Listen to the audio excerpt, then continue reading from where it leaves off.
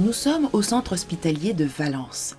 Comme chaque mardi, Sarah, la socio-esthéticienne, passe de service en service et prodigue des soins de bien-être pour apaiser la douleur de patients soignés en cancérologie. Quand on parle de socio-esthétique, c'est un terme qu'on ne connaît pas et on retient juste esthétique. C'est-à-dire qu'en particulier pour les hommes, pourquoi est-ce que je vais rencontrer quelqu'un, je n'ai pas besoin de soin d'aller en cabinet d'esthétique. C'est vraiment, alors que la socio-esthétique, c'est loin d'être ça. Pendant les soins, on peut très bien agir sur les deux plans. Sur le plan de l'anxiété, par exemple des massages pour détendre la personne, l'apaiser. Et de par ce fait, on peut aussi agir sur la douleur. Si une personne présente une douleur physique, ou je pense à des neuropathies, ce qu'on appelle les fourmillements, picotements, on va pouvoir aussi également agir par le massage. Donc il y a le côté détente, mais il y a également le côté où on apaise. Les effets antalgiques de la socio-esthétique sont connus depuis les années 60, mais elle reste au statut de soins de confort. Sa pratique intègre un environnement d'écoute et de contact envers le patient. Donc souvent je masse le dessus, le dessous et les doigts, parce que surtout les sensations désagréables, elles sont ici, hein, c'est ça. Hein. Donc voilà.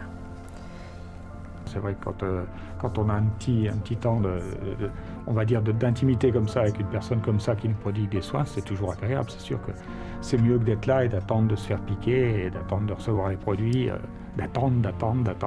C'est un bienfait. C'est un bienfait. Oui, c'est clair que c'est pas comme les prises de sang, les piqûres, les ci, les là, c'est autre chose. Enfin, c'est agréable d'être... on se sent choyé. Le contact que l'on peut avoir permet de faire une espèce de petite bulle hors du temps. C'est vraiment ce que les patients disent. On était à l'hôpital, mais on n'était pas à l'hôpital. En tout cas, j'ai hâte d'en finir, c'est sûr. Ouais, c'est fatigant. C'est sûr. Très fatigant. Ça fait du bien quand même de pouvoir oublier un peu de temps en temps. Le bien-être et l'apaisement de la douleur des patients entraînent également une meilleure qualité de travail pour les soignants.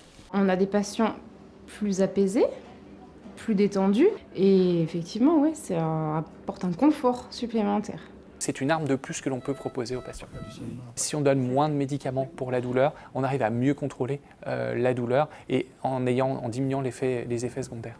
Grâce au soutien de la Fondation Apicil, une recherche sur la socio-esthétique a été conduite par les équipes du centre hospitalier de Valence.